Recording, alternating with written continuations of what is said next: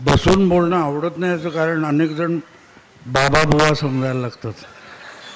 नाहीतरी लोक इतके पाया पडतात की माझी बायको चिडून म्हणते तू आता मठ काढ आणि दर्शनाचा दिवस ठरव. त्यामुळे मी शक्यतो बसून बोलायचं टाळतो. पण आज विकनेस खूप आहे, अशक्तपणा आलेला आहे. पण असो मित्रांनो, गंमत अशी असते की या विषयाला आज सुरुवात कुठून करायची.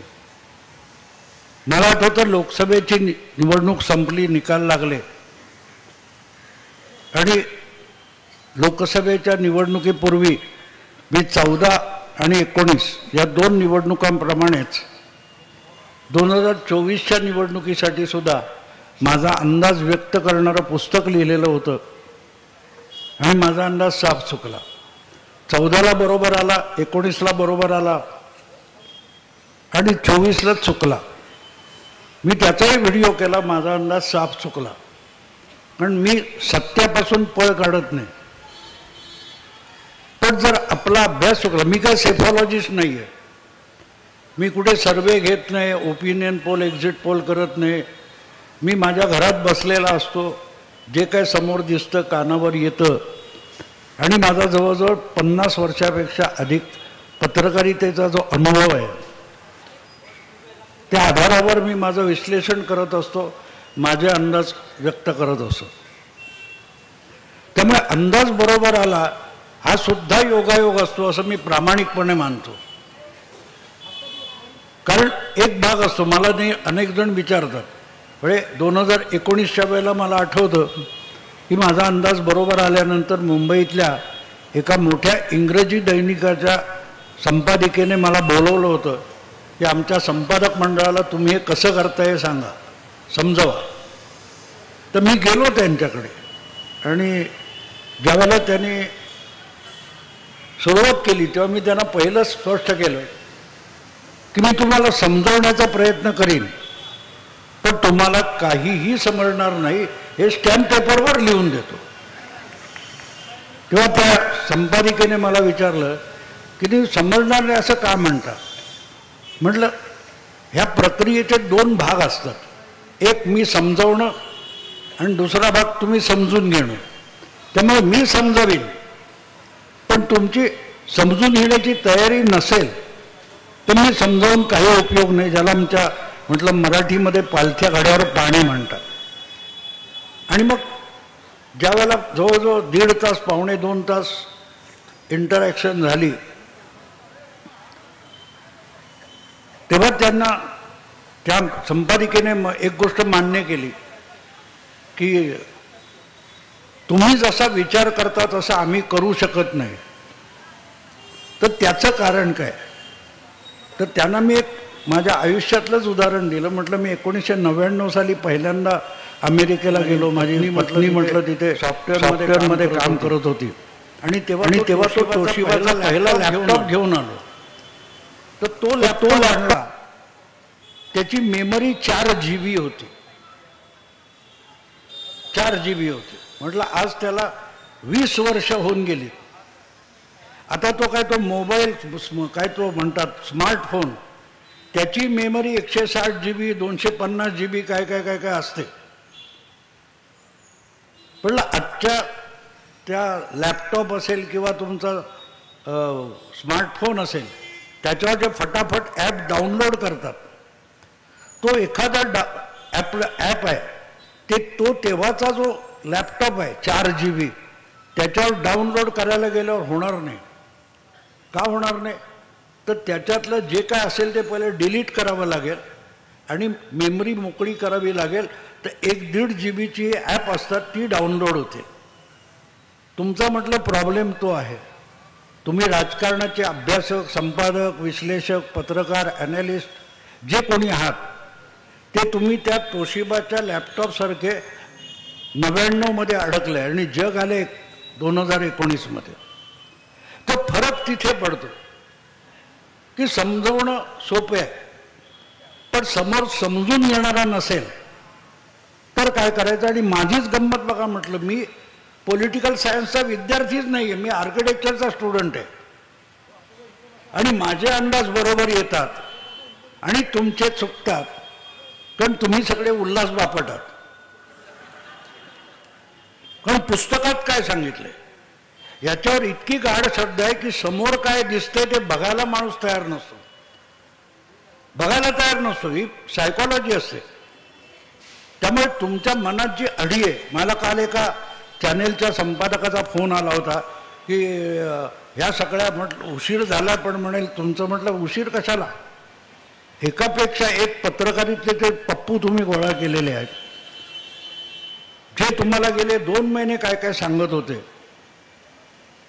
ते तुम्ही खुलवून खुलवून सांगत होता, पण समोर आहे हे समजून घेण्याचा पण प्रयत्न केला नाही.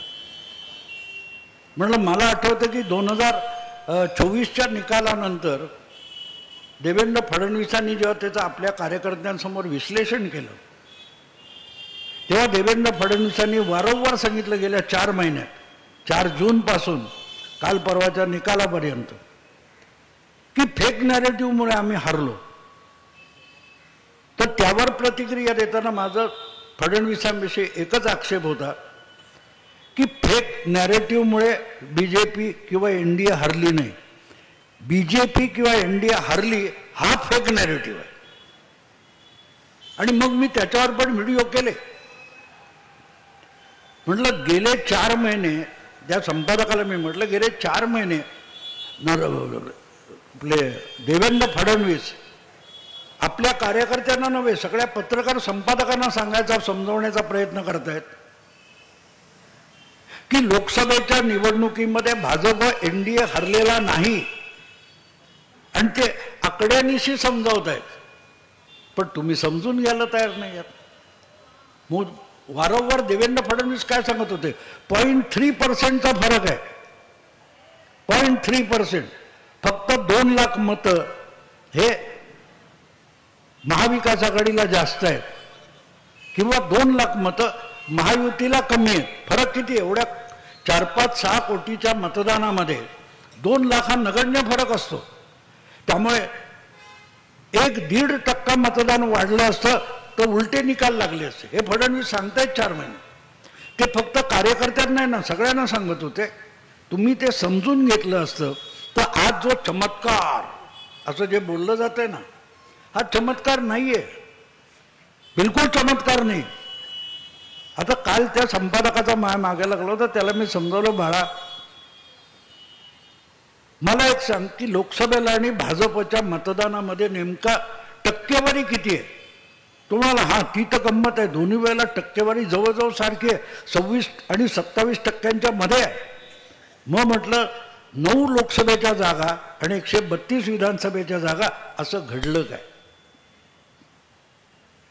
गंमत कशी असते माहिती का मित्रांनो, की जॉमेट्रीवर चर्चा ठेवायची आणि बीजगणितावर बोलायचं, अल्जेब्रावर बोलायचं. मग काय होणार सांगा ना मला. म्हणजे मी काय बोलतोय हे समोरच्याला समजत नाही, समोरचा काय बोलतोय मला कळत नाही. म्हणून सगळं शेवटी त्याला मी सांगितलं की तू आकडे बघ की लोकसभेला महायुती आणि महाविकास आघाडी ही 43-44% जवळजवळ होती. थोडं किंचित काय म्हणतील ते मिलीमीटर या डिफरन्स आहे, पण जागांमध्ये फरक पडला. म्हटलं त्या धुळ्यामध्ये 6 विधानसभांपैकी 5 विधानसभा जर महायुती आघाडीवर आहे आणि एका मालेगाव मध्य या मतदारसंघामध्ये 198चा मुस्लिम पट्ट्यातला लीड, तो 5 विधानसभा धुवून गेला. तरीही 5 जागा महायुतीला आणि 1 जागा तुम्हाला मिळू शकेल. आणि प्रॅक्टिकली बघितलं तर ती 1 जागा सुद्धा महाविकास आघाडीला मिळू शकत नाही, कारण ती ओआयसीला मिळते. म्हणजे तुम्ही बँक तो ही वस्तुस्थिती समजून घ्यावी लागते, पण समजायची गरज नाही. एकापेक्षा एक राहुल गांधी तयार झालेले होतो, आभाळातूनच पडलेत, आईच्या पोटातून आलेले नाही, आणि तिथे सगळा प्रॉब्लेम सुरू होतो. आता त्याला मी आणखीन सोपं करून सांगितलं. माझा स्वभाव आहे की मी पॉलिटिकल सायन्सचा नसल्यामुळे पॉलिटिकल थिअरीतली उदाहरणं वगैरे माझ्याकडे नसतात. अँटी इन्कम्बन्सी, प्रो इन्कम्बन्सी वगैरे असले शब्द माझ्याकडे नसतात. मी त्याला सांगितलं, एक गावगणना तुला उदाहरण देतो की गावामध्ये एखाद्या घरी लग्न असतं, त्या लग्नाला आता काय ते मुलीच्या गावी लग्न असेल तर मुलाकडचे लोक येतात, ती वरात येते, मग त्यांची एक रात्री तरी 5-25 माणसांची सोय लावायची. तर आसपासच्या लोकांची काय घरातून भांडी आणली जातात, रजाया गाद्या आणल्या जातात. एखाद्याच्या घरी गाडी असेल तो बाबा धावपळीला लागेल, तात्पुरती गाडी दे 4 दिवस. आपण शेजारपाजारच्या वस्तू आणतो, पण लग्न झाल्यानंतर त्यांच्या वस्तू त्यांना परत द्याव्या लागतात हो. त्याऐवजी तुम्ही सांगणार ना आता ही आमचंच आहे असं म्हणून चालत नाही, असं म्हणून चालत नाही. गंमत अशी झाली की समाजवादी पक्ष, OIC, स्वाभिमानी संघटना काय असेल ती, स्वाभिमानी शेतकरी संघटना, आणखी कुठची प्रहार, या सगळ्यांना नॅशनल पॉलिटिक्समध्ये स्टेक नव्हते. त्यामुळे त्यांची जी अँटी BJP मतं होती ती सगळीच्या सगळी महाविकास आघाडीकडे गेले. लग्नापुरतं गाद्या दिल्या, बरोबर आहे ना. आणि लग्न संपल्यावर, लोकसभा संपल्यावर ते पक्ष आपल्या आपल्या मतदारसंघात स्थानिक पातळीवरच्या निवडणुकीत ॲक्टिव्ह झाले. तेव्हा अबू आझमीला मिळालेली मतं लोकसभेच्या वेळेला कोणाकडे होती? महाविकास आघाडीकडे. हा जो फरक असतो, हा जर आम्ही हिशोबातच घेणार नसू तर मग गल्लत होते. आणि म्हणून जी 43% मतं होती ती 33%, 10% मतांची घट झाली. आणि आपण बघतो कुठच्या भाजी बाजारात गेलो इकडे तिकडे की तो शेवटचा बटाटा टाकलेला असतो, तो उचलतो परत ठेवतो, उचलतो परत ठेवतो. तो शेवटचा बटाटा पडला की पारडं खाली जातं आणि उचलला की पारडं वर येतं. म्हटलं तो शेवटचा बटाटा उचलला गेला. तो अबू आझमीने उचलला, तो OICने उचलला, तो बच्चू कडूने उचलला. महाविकास आघाडीचं पारडं हलकं झालं आणि तिथे मोठा फरक पडला. आता हे देवेंद्र फडणवीस तुम्हाला 6 महिने 4 महिने समजावतोय, पण तो ऐकून कोण घेणार? ऐकून कोण घेणार? माझ्या डोक्यात आहे ते मी बघतो. आणि त्यामुळे समोर घडतंय ते बघायचीच तयारी नसेल तर तुम्हाला सगळं दिसलं तरी तुम्ही बघत नसता. कारण मी नेहमी एक उदाहरण देतो की बघतो मेंदू, दिसतं डोळ्यानं. डोळ्याला दिसलेलं सगळं मेंदूकडे सिग्नल पाठवले जातात, पण मेंदू सिलेक्टिव्हली बघतो, सिलेक्टिव्हली. आता कालपासून तुम्ही चर्चा बघताय, तो अमित शहा बरोबर कोण आपले देवेंद्र फडणवीस, एकनाथ शिंदे, अजितदादा पवार, प्रफुल्ल पटेल असा फोटो आहे, दाखवतात सगळ्या चॅनेलवर दाखवतात. एकनाथ शिंदेचा चेहरा बघा कसा पडलेला आहे. हे बाकीचे हसतात, एकनाथ शिंदे हसत नाही. अरे आज 50 फोटो मी तुमच्या समोर ठेवतो, एकनाथ शिंदे खळाडून हसतानाचा फोटो दाखवा. तो माणूस एकनाथ शिंदे, काळजीवाहू मुख्यमंत्री आजचे, हे अत्यंत निरभर चेहऱ्याने उभे असतात. राजकारणातला अत्यंत मुरब्बी माणूस आहे. 19 जून 2022 षण्मुखानंद हॉलमध्ये एकनाथ शिंदे मंचावर बसलेले होते. उद्धव ठाकरे काय म्हणाले? आईचं दूध विकणारा शिवसैनिक चालणार नाही असं माझ्या वडिलांनी मला सांगितलं होतं. 24 तासाच्या आत एकनाथ शिंदे सुरतेला गेले होते. तेव्हा ते हसत होते, निरभ्र चेहऱ्याने बसलेला. मुरब्बी राजकारणी हा दिसतो, तो तुम्हाला चेहऱ्यावर दिसू देणार नाही माझ्या डोक्यात काय चाललंय. पण ही असलं जे काय करतात, आणि म्हणून मग बघता बघता मला नेहमी मला विषय कसे सुचतात ते अनेकांना पडलेला प्रश्न आहे. आणि त्या प्रश्नाचं उत्तर मी तुम्हाला सांगतो. आत्ता मी दुपारी माझ्या बायकोशी बोलत होतो. आमच्या घरात पण राजकारणच बोललं जातं की एक बडे देवेंद्र फडणवीस 5 वर्षे ह्या माणसाची टिंगल झाली, मी पुन्हा येईन, मी पुन्हा येईन. 5 वर्ष गेली आणि शरद पवार म्हणाले होते पुन्हा येईन, हा चेष्टेचा विषय झाला. 5 वर्षाचे कष्ट घेतले माणसाने, पण आज असल्या सगळ्यांना चेष्टेचा विषय बनवून टाकला. धीर असावा लागतो, संयम असावा लागतो. आत्ताच्या आत्ता मुख्यमंत्रीपद 2.5 वर्षांत पक्ष गेला, चिन्ह गेलं, सगळंच गेलं. आणि हे आम्ही बोलत होतो. म्हटलं मला देवेंद्र फडणवीस असोत, एकनाथ शिंदे असोत, याच्यातले भविष्यात यांच्यामध्ये मला भविष्यातले नरेंद्र मोदी दिसतात, अमित शहा दिसतात. हे लंबी रेस के घोडे आहेत. आपल्या बाजूला वय आहे, अजून 20, 25, 15 वर्ष आपण राजकारण करू शकतो. तर आत्ता सगळं आत्ताच पाहिजे म्हणून धावत सुटायचं नाही. हे करणारी माणसं आहेत. आणि असं बोलत असताना माझ्या म्हटलं बघ, मी बायकोला म्हणालो बघ, ते मोदीला म्हटलं 12-15 वर्ष सगळे छळत होते, सगळे टपले छळण्याला, असं माझ्या तोंडातून वाक्य गेलं. आणि मला एकदम बालपणीची ती कविता आठवली, चिमणीला मग पोपट बोले वगैरे, सगळे टपले छळण्याला, चिमणीला मग पोपट बोले, काग तुझे डोळे ओले. आणि मी पटकन, माझा जरा स्वभाव अतरंगी आहे, त्यामुळे तिला म्हणालं अरे खरंच नाही स्वाती, आता म्हणता येईल, सुप्रिया ताईला मग देवेंद्र बोले, काग तुझे डोळे ओले. आणि एक विषय तयार झाला मित्रांनो. ताईला मग देवा बोले, काग तुझे डोळे ओले, काय सांगू बाबा तुला, अजित मी माझा घरटा नेला. विषय असे तयार होतं. आता यात मी काय म्हणतोय ते तुम्हाला नुसत्या 4 शब्दात कळतं, पण हे समजून घेण्यासाठी मुळात काय घडतंय हे डोळसपणे बघावं लागतं. या सुप्रियाताई म्हणाले होत्या ना, अकेला देवेंद्र क्या करेगा. पण अकेला देवेंद्र म्हणजे काय हे कधी समजून घेण्याचा तरी प्रयत्न केला का. अमेरिकेचा 7वा अध्यक्ष होता अँड्र्यू जॅक्सन. त्याचं एक फार सुंदर वचन आहे, वन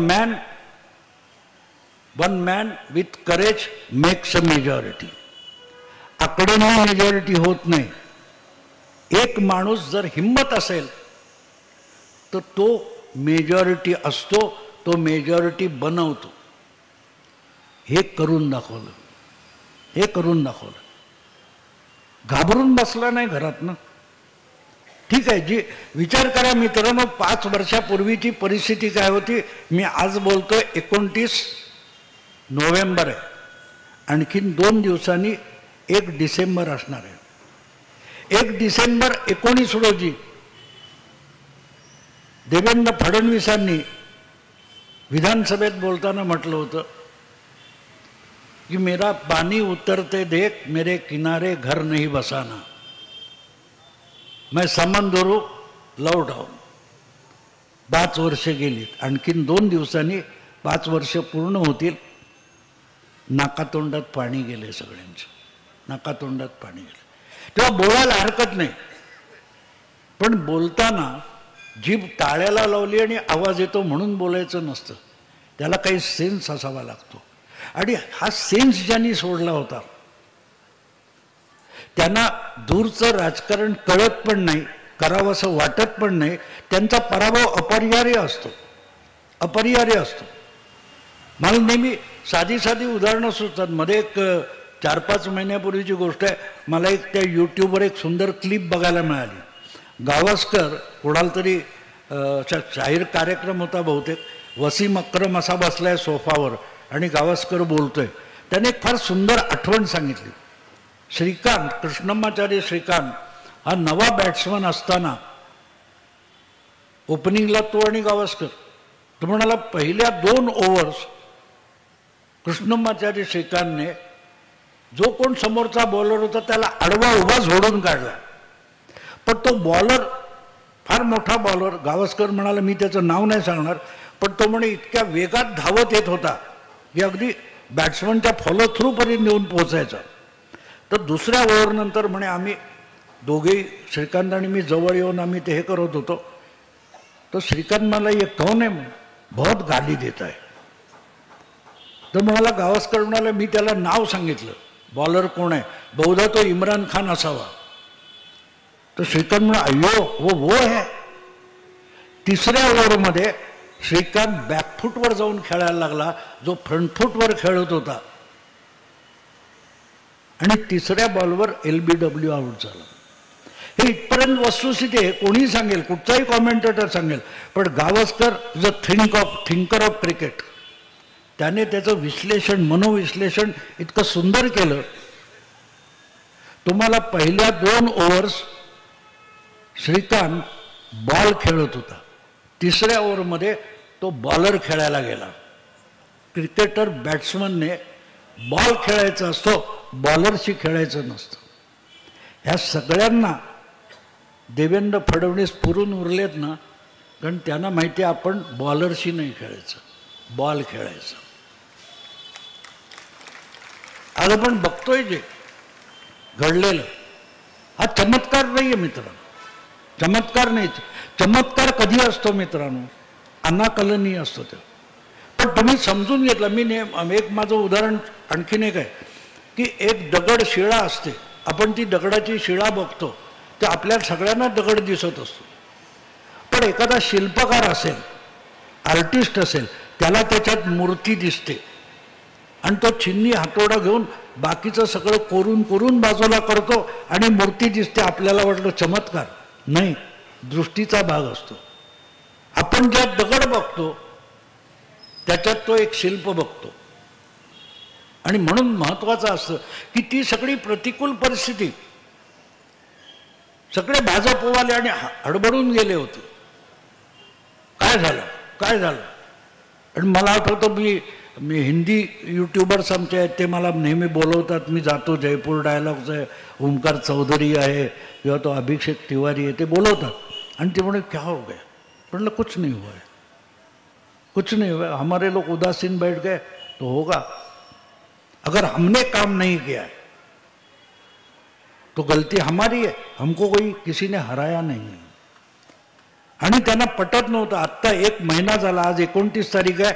मी गेल्या 29 तारीखला 28 ऑक्टोबरला जयपूरहून दिल्लीला आलो. 25, 26, 27 आमचं जयपूर समिट होतं. तिथे जो भेटायचा तो विचारायचा महाराष्ट्र में क्या होगा. मग थम्पिंग मेजॉरिटी. त्यांना गंमत होती, त्यांना खरं वाटत नव्हतं.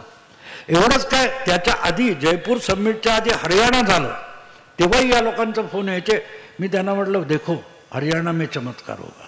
त्यांना पटत नव्हतं, कारण ते तर नॉर्थ इंडियातले होते. त्यांना म्हटलं फरक बघा की मोदींची मेजॉरिटी गेली आहे, त्यानंतर हसीनाबाजीत झालं. पहिल्यांदा बांगलादेशमध्ये हजारो लाखो हिंदू रस्त्यावर उतरले, त्याची प्रतिक्रिया पश्चिम बंगालमध्ये सिलिगुडीला उमटली. आणि त्यानंतर हिमाचल प्रदेशमध्ये त्या त्या सिमलाच्या मशिदीमधलं जे प्रकरण झालं, तोडायला हजारो लोक उतरले. हा हिंदू पछतावा आहे म्हटलं, हिंदू पछतावा आहे. म्हटलं आखिर मोदी कौन है? मोदी हमारा बेटा है, हम हिंदू है.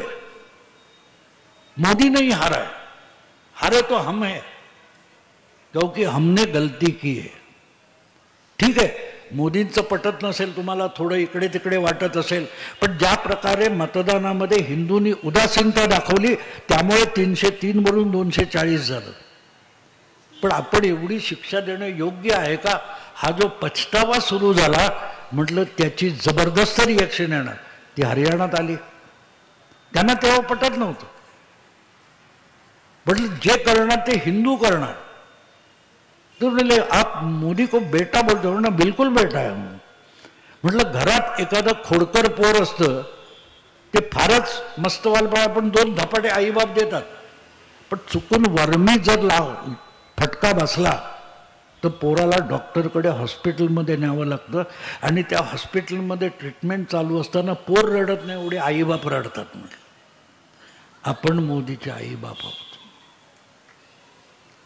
हा पछतावा यानंतरच्या प्रत्येक निवडणुकीत तुम्हाला मोठे धमाके करताना दिसेल.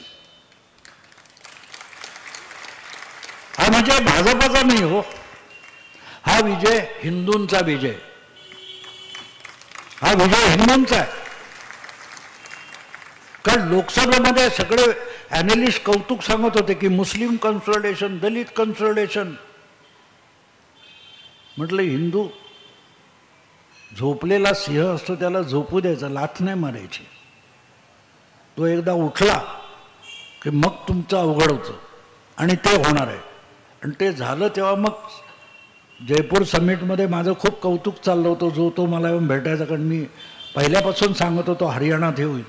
आणि तिथे मी सगळ्यांना सांगितलं होतं असं असं होणार आणि ते झालं.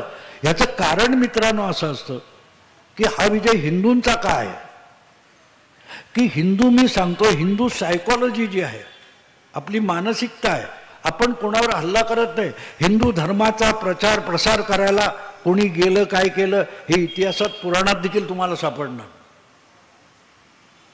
कारण सेक्युलरिझम नावाचं जे काही थोतांड आहे ते म्हणजेच हिंदू आहे. हिंदू असणं म्हणजे सेक्युलरिझम असतो. दिल्लीच्या जामा मशिदीचा इमाम बुखारी याची मुलाखत माझ्याकडे आहे. त्याच्यात तो स्पष्टपणे सांगतो की हा देश कुठचा पक्ष आणि कुठच्या नेत्याच्या मेहरबानीने सेक्युलर नाही आहे. या देशात बहुसंख्य हिंदू आहेत म्हणून हा देश सेक्युलर आहे. आणि म्हणून हा देश सेक्युलर ठेवायचा असेल तर हा बहुसंख्य हिंदूंचा राहायला पाहिजे. ज्या क्षणी तुम्ही त्यातला हिंदू टक्का घटवता त्या क्षणी सेक्युलरिझम आपोआप संपतो. तो अफगाणिस्तानात संपला, तो इराणमध्ये संपला, तो इस्रायल काय त्या इजिप्तमध्ये संपला, आज इराकमध्ये दिसतं. आणि हे लवकर लोकांना कळतं. मी बघितलेलं आहे. मी आत्ता 10 तारीखपासून 15 तारीखपर्यंत पश्चिम महाराष्ट्रात फिरत होतो.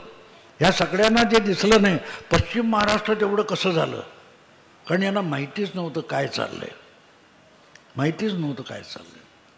मी जतला एका अशा गावठी हॉटेलमध्ये, सांगलीच्या जत तालुक्यामध्ये, आम्ही हायवे लगत एका याच्यावर चहा प्यायला थांबलो होतो. आणि पलीकडचे ते असे गावठी टेबलवर 3-4 लोक बसले होते आणि बघून मला कळत होते हे भजनी बुवा किंवा कीर्तनकार वगैरे तत्सम लोक आहेत. आणि ते बोलत होते ते मी ऐकत होतो. मी त्यांना जाऊन बसलो त्यांच्या बाजूला. मी त्यांच्याशी गप्पा सुरू केल्या. मी पत्रकार आहे वगैरे काही सांगितलं नाही. म्हटलं तुम्ही आत्ता जे बोलत होता तुम्ही तर बुवा बुवा वगैरे, हो म्हणे आम्ही गावोगावी प्रचार करत फिरतोय कीर्तनातून आणि प्रवचनातून. म्हणे कसला प्रचार करतात? नाही आम्ही लोकांना जाऊन सांगतो हे जे काय चाललंय हे बघा, समजून घ्या. पुढच्या वर्षीची वारी होणार की नाही हे आत्ताच्या मतदानातून ठरणार आहे. पुढचा चातुर्मास करायचा की नाही हे आपल्या मतदानातून ठरवा. कारण महाविकास आघाडी सरकार आलं तर काय भरोसा, नोमानीचं ऐकतील, चातुर्मासावर बंदी येईल, वारीवर बंदी येईल. याचा प्रभाव किती असतो हे AC केबिन मधून सांगता येत नाही.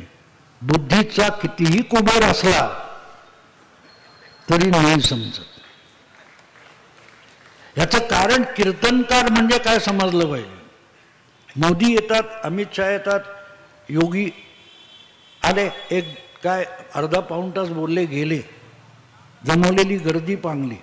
पण कीर्तनकार प्रवचनकार ज्या ज्या गावात जातो आणि रात्री कीर्तन चालतं तो 4-4, 5-5 तास अभंग श्लोक घेऊन त्याच्यावर जे निरूपण करतो, आजच्या परिस्थितीची ज्याची सांगड घालतो, तेव्हा तो त्या लोकांवर गारोड करतो.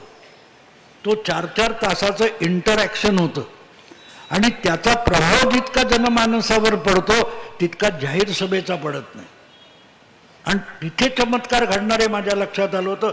मी पुण्याला आल्यानंतर संघाच्या काही लोकांशी कॉन्टॅक्ट केलं, माझे सोर्सेस वापरले आणि माहिती घेतली. मित्रांनो, 4 महिन्यापूर्वी पंढरपूरमध्ये कीर्तनकारांचं एक फार मोठं संमेलन घेण्यात आलं होतं आणि त्यांना अजेंडा देण्यात आला होता. पण हा पत्रकारांना, पत्रकारितेला, चॅनेलवाल्यांना कसा कळेल? कारण संघाचे लोक सकाळी 9 वाजता पत्रकार परिषद घेत नाहीत ना. आणि त्यामुळे हे काय चाललंय ह्याचा आम्ही ठाम पत्ता नव्हता. आणि मग त्याचा परिणाम होतो की की तुम्हाला माहितीच नाही त्याच्यावर तावातावात बोललं जातं. विनोद हा असतो. तुम्ही बारकाईने जर बघितलं तर मोदींना मतं का मिळणार नाही हे निकालाच्या आधी सांगणारे जे असतात ते निकाल लागल्यानंतर मोदींना का मतं दिली हे तेच सांगतात. अंडर करंट होता. अरे मग खड्डा खण, पाय आत घाल, शॉक लागेल, कळेल अंडर करंट आहे. पडे जमिनीवर पण नसतात, 5व्या मजल्यावर बसतात आणि अंडर करंटची चर्चा करतात. कारण यांना जागेवर काय चाललंय, लोकांमध्ये काय चाललंय ह्याचा थांगपत्ता नसतो. मित्रांनो, कराडजवळ एका कॉलेज नजीक चहाच्या टपरीवर आम्ही गाडी थांबून चहा पित होतो. एक मुलगा कॉलेजचा दुसऱ्या मुलाला म्हणतो की काय रे, हिंदूंनी खरंच एवढं घाबरलं पाहिजे अशी परिस्थिती आहे. दुसऱ्या मुलाने दिलेलं उत्तर फार महत्वाचं आहे. तो दुसरा मुलगा पहिल्या मुलाला सांगतो, अरे यार, ती जर्मनीची मर्केलबाई पण तुझ्यासारखंच बोलत होती 10 वर्षापूर्वी. आज काय झालंय बघ जर्मनीमध्ये. त्या कराडच्या कॉलेजमधल्या मुलांना जगात काय चाललंय त्याचा पत्ता नाही, पण आमच्या संपादकांना नाही. काय बांगलादेशमध्ये चाललंय, काय जर्मनी, फ्रान्स, ब्रिटनमध्ये चाललंय याचा थांग पत्ता नाही. आणि हे बुद्धिजीवी आहेत. आणि होतं, तुम्हाला एकदा कळलं की आपण सर्वज्ञानी आहोत की मग शिकायची गरज होत नाही. तुमचा राहुल गांधी होऊन जातो. ते हातात लाल पुस्तक असं दाखवतो ना, तो बघितलं. हरियाणामध्ये हा गडी पुस्तक दाखवावं तसं जिलबीचा खोका दाखवत होता असा धरून. आठवतं? अरे जिलबीचा खोका असा धरायचा नाही तर पाक गळेल ना गडड्या. ते निर्बुद्धता करता करता एकूण पत्रकारिता किती निर्बुद्ध झाले बघा. डोकं चालवायचंच नाही, डोकं चालवायचंच नाही. आणि परत पांडित्य सांगायचं. आता परत प्रॉब्लेम चालू असा झालाय, या हिंदुत्वाचा विजय म्हणायचा की काय म्हणायचा. जरांगे पाटलांनी किती उपकार केले हे बोलतच नाहीत. मला आणखीन एका हिंदी पत्रकाराचा आमचा फोन होता. तो म्हणाला, भाऊ ये बटेगे तो कटोगे अच्छा चल गया. म्हटलं यार, और 2-4 ओवैसी और 2-4 नोमानी मिल गए तो हमारा बुलडोजर बाबा तो 1 साल में प्राइम मिनिस्टर बन जाएगा. कारण त्यांनी जितकं काम केलं, तुम्ही लक्षात ठेवा, अनेकदा डिवचणार. एक साधी गोष्ट असते मित्रांनो. अनेक लोक हे काय मला विचारतात, अरे तुम्ही उभे आहात ना निवडणुकीत, तुमच्या हातात बॅट आहे, बॉलर कुठचा पाहिजे तुम्ही नाही ठरवायचं. तुम्ही जेव्हा बॅटिंगला उभे राहता तेव्हा समोरचे वाकड्यात वागणार, लफंगेगिरी सगळं करणार. तुमच्या हातात बॅट आहे, त्यांनी उत्तर द्यायचं. त्यांनी गुगली टाकावी, फास्ट बॉल टाकावा, शॉर्ट पिच टाकावा, हा त्याचा चॉईस आहे. तुमच्याकडे बॅट आहे आणि ते लक्षात घ्या. मग बघा काय होतं ते. आणि तिथे मग ह्या सगळ्यांची गल्लत. आता हे लोक देवेंद्र फडणवीस समजून घ्यायला तयार नाही. मोदीला हरवा, मी नेहमी सांगतो, मोदींना हरवा, देवेंद्रला हरवा, पण हरवण्यासाठी तो समजून तर घेतला पाहिजे कोण देवेंद्र, तो कसा चालतो, यांना पत्ता नाहीये. यांच्या कल्पना ज्या आहेत. मग जरांगे पाटील बुडत्याला काडीचा आधार, ती काडी पण बुडाली आणि हे पण बुडाले. म्हणून मी काल हिंदीत केलाय, तोच मराठीत व्हिडिओ करणार आहे. ते अमेरिकन मार्केटिंग असतं ना, बाय 1 गेट 1 फ्री. एक विकत घ्या, दुसरं फुकट. त्यामुळे आज परिस्थिती अशी आहे, काँग्रेसची आणि महाविकास आघाडी किंवा शरद पवारांची परिस्थिती अशी आहे की उद्धव विकत घेतला, राऊत फुकट आला. तेव्हा राऊत उभाठा शिवसेना बुडवणार हे सत्य होतं, तथ्य होतं. पवार बुडाले हा बोनस आहे. पवार फ्रीमध्ये बुडवून देतो.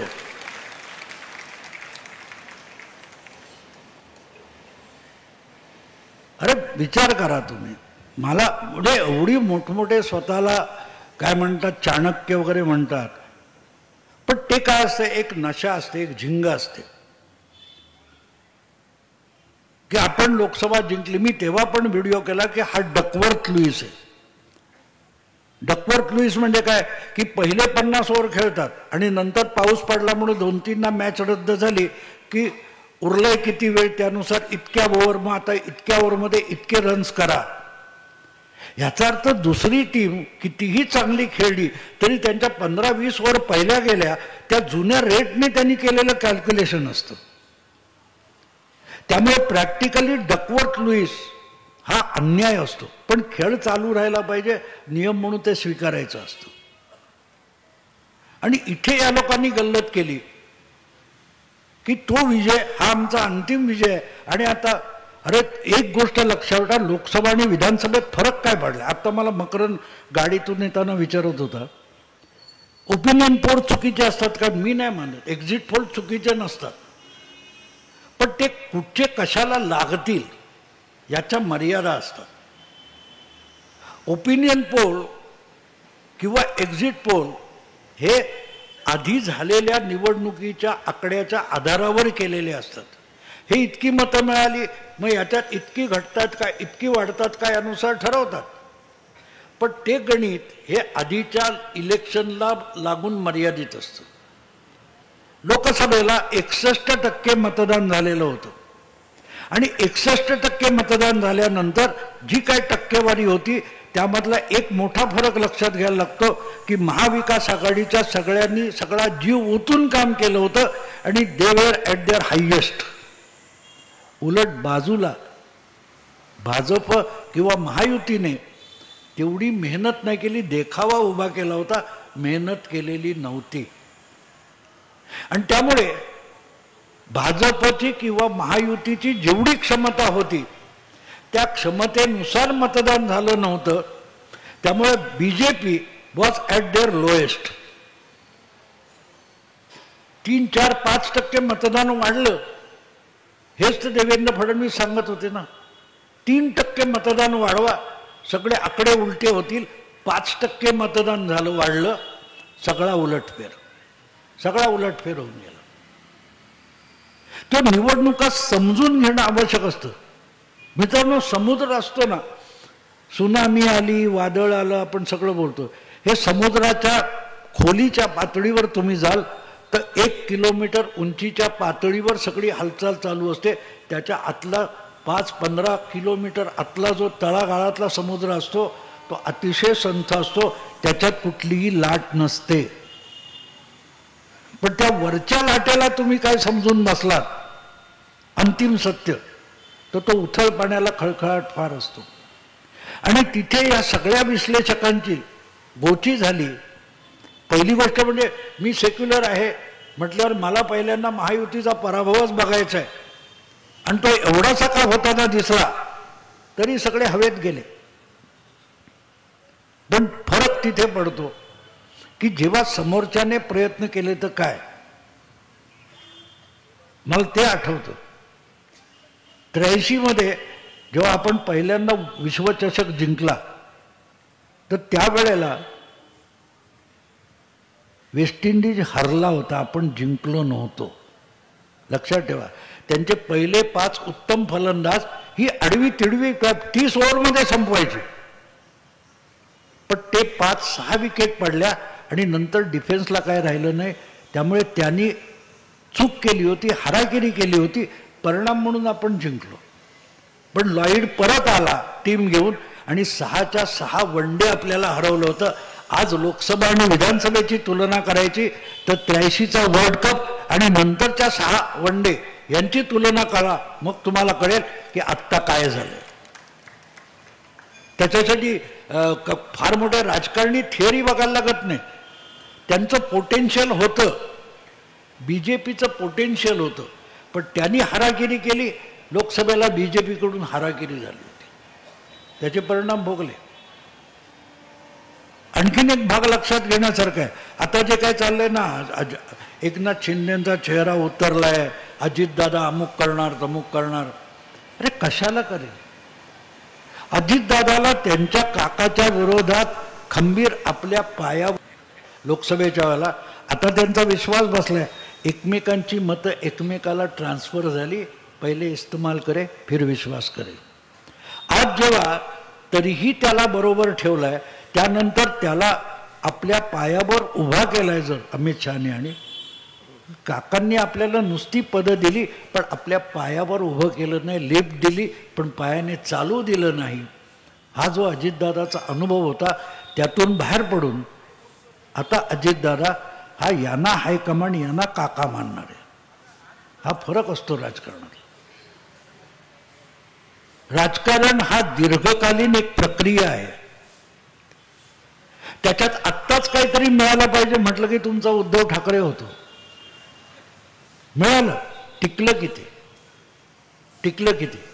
मला आठवतं जेव्हा 2014 युती तोडली गेली, माझ्या ब्लॉगवर तुम्हाला अजून लेख सापडतील.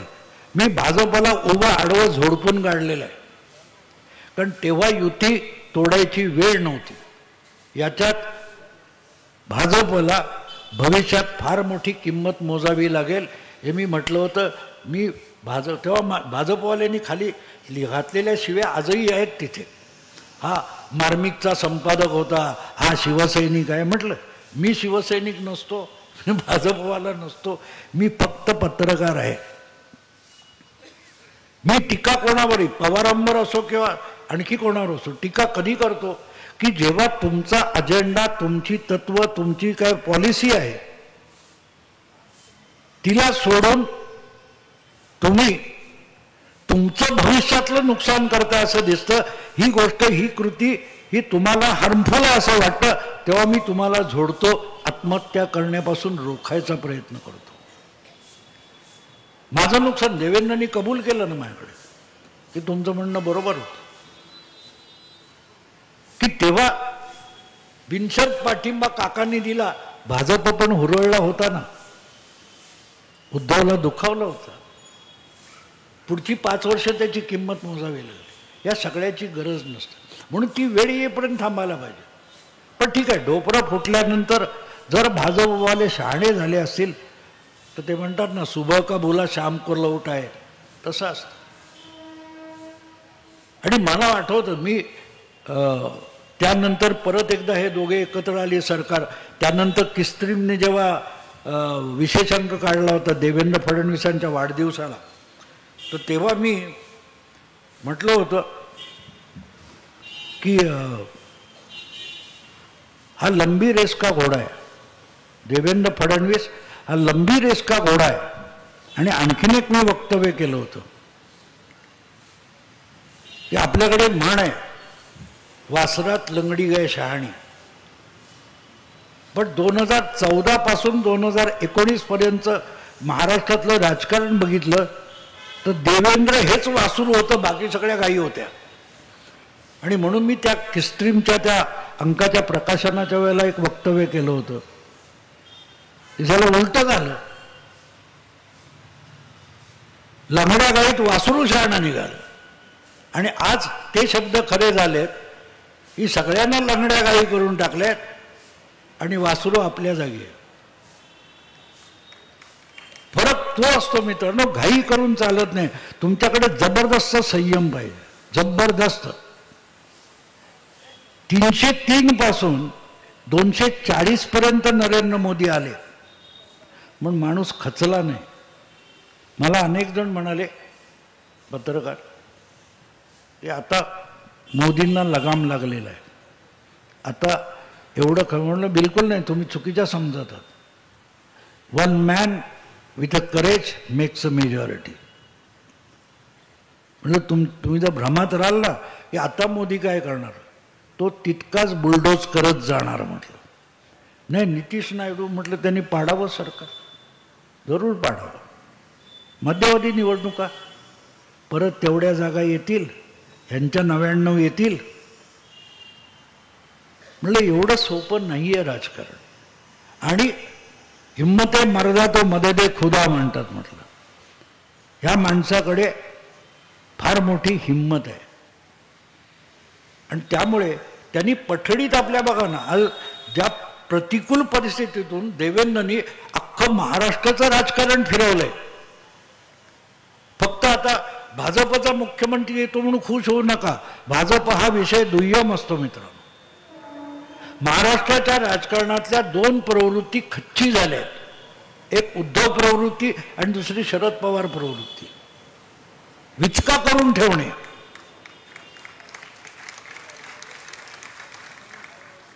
अनेक भाजपवाले संघवाले पण चिडचिडून बोलायचे माझ्याशी, कशाला अजितदादाला घ्यायचं होतं. आता कळलं अजितदादाला काय घ्यायचं होतं. सुपडा साफ होऊन गेलाय. सुपडा साफ होऊन गेला. आणि हे महत्व एवढ्यासाठी असतं मित्रांनो. या गोष्टींना एवढ्यासाठी महत्व असतं. 20 वर्ष मागे जा. 20 वर्ष गुजरातमध्ये राजकारणाचा संपूर्ण चुथडा झालेला होता. मोदींना जेव्हा मुख्यमंत्री म्हणून पाठवलं गेलं गुजरातमध्ये, तेव्हा भाजपचाच नव्हे गुजरातच्या संपूर्ण राजकारणाचा चुथडा झालेला होता. तो सगळा इतका निस्तरलाय की शंकरसिंग वाघेला कुठे कोण नाव घेत नाही, केशुभाई पटेल नाहीत, काशीराम राणा, सुरेश मेहता. एक नाव 2000-2004च्या दरम्यान गुजरातमधले दिग्गज म्हणायचे, काँग्रेसमधले असोत किंवा भाजपमधले असोत, कोणी राहिलेलं नाही. अहंकारी असलेला एकही नेता आज गुजरातच्या राजकारणात शिल्लक उरलेला नाही. हा अडवेल तो पाडेल. नो, गुजरात प्रगतीपथावर आहे. नाव घेण्यासारखा मंत्री मुख्यमंत्री नाहीये, ना विरोधी नेता आहे, आणि गुजरात प्रगतीपथावर आहे. सरकार स्मूथली चाललंय, राजकारण स्मूथली चाललंय. कारण विचका करणाऱ्यांना संपवल्याशिवाय राजकारण स्मूथली चालत नाही.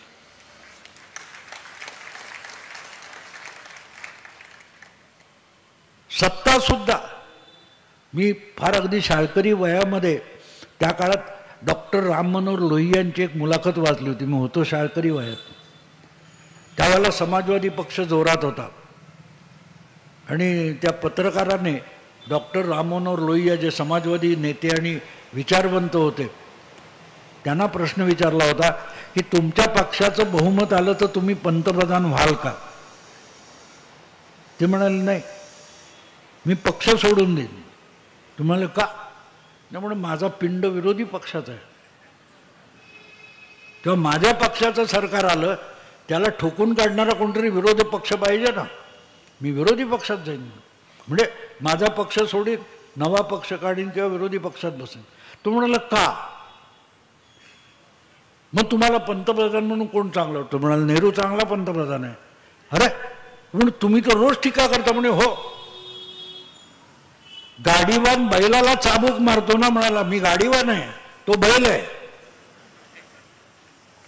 गाडी ओढणारा आणि गाडीवान यातला हा फरक आहे. राजकारणातलं अराजक नालायक गाडीवानामुळे होत. किती सुंदर कल्पना. आणि आज राजकारणाचा चुथडा आपण बघतो. त्याचं कारण मित्रांनो ते आपल्या देशामध्ये आज विरोधी पक्षच नाहीये. ते काय पोरकटपणा करते सोडून द्या. त्यांना वाटतं ओरडाओरडा केला म्हणजे विरोधी पक्ष झालं. तर एक काळ असा होता की लोकसभा विधानसभा मोजकी मंडळी असायची. कालपासून तुम्ही गेले 4-5 दिवस ऐकत असाल, राक्षसी बहुमत, राक्षसी बहुमत, 230 काय काय बोलतायत. अरे यांचा जन्म होण्याच्या आधी पण महाराष्ट्र होता, विधानसभा होती, हे पण या शेंबड्या पत्रकारांना माहिती नाहीये. 52 वर्षापूर्वी 1972 मध्ये बांगलादेशच्या युद्धानंतर जी विधानसभा निवडणूक झाली, त्या निवडणुकीमध्ये एका काँग्रेस पक्षाला महाराष्ट्राच्या विधानसभेत 222 आमदार मिळालेले होते. ते राक्षसी नव्हते. ते राक्षसी नव्हते का. आणि इतकं दूर कशाला जाता. 2015 मध्ये दिल्ली विधानसभेत 70 पैकी 67 जागा एकट्या केजरीवालला मिळाल्या. ते राक्षसी बहुमत नव्हतं. किती मोटिवेटेड बातम्या तुमच्याकडे येतात बघा. आत्ता तुम्हाला महाराष्ट्रातले 288 मध्ये 234 म्हणजे राक्षसी वाटतं. मग केजरीवाल राक्षसी आहे ते का म्हणाला नाही तुम्ही. कारण तुम्ही अजेंडा दाखवताय, तुम्ही अजेंडा सांगता.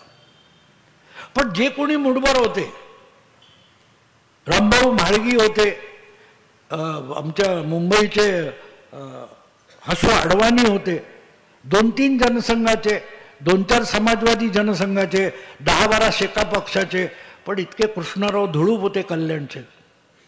इतकी दांडगी माणसं होती की हे 25-30 विरोधी आमदार हे 222 आमदारांच्या काँग्रेस सरकारला धारेवर धरत होते. सोपं नव्हतं मित्र, कारण ते विरोधक होते, ते गाडीवान होते. आज गंमत आहे की चालवायला बसलेलाही बैल आहे आणि गाडी ओढणाराही बैल आहे. प्रत्येकाला बैल व्हायचं, गाडीवान व्हायला कोणी तयार नाही.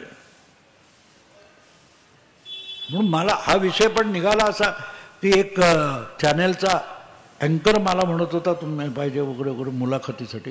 म्हटलं काय तुम्हाला यातलं काही कळत नाही, तुम्ही कशाला चर्चा करता म्हटलं. तेव्हा मग हा विषय निघाला. म्हटलं हे विरोधी पक्षाने विरोधी मानसिकता असलेला कोण नाही आहे. म्हटलं 4 वर्षापूर्वी कधीतरी राज ठाकरे बोलला होता मला विरोधक म्हणून एवढा, मला ते आवडलं होतं. पण तुम्ही सत्तेवर नजर ठेवलीत की बेरजेचं गणित सुरू होतं, सत्तेचं वाटप सुरू होतं, पण ती सत्ता चाकोरीत ठेवणं हे काम कोणी करायचं. आणि कुठलंही काम छोटं नसतं मित्रांनो. मला आठवतं की ते काय म्हणतात ते अपोलो पहिलं उतरलं, अपोलो 11 चंद्रावर, तेव्हा त्या नासामधल्या एका लिप्टमनची मुलाखत टाइम मॅगझिनमध्ये मी वाचली होती. तर ते मला एक होतं लिप्टमनची मुलाखत का, तर त्या माणसाने जवळजवळ 12 वर्ष, लिप्टमन होता तो, त्यांनी सुट्टी घेतली नव्हती. आणि त्याला विचारलं की तू 12 वर्ष सुट्टी का घेतली नाही. तुम्हाला नाही, मग आमचं मिशन लेट झालं असतं.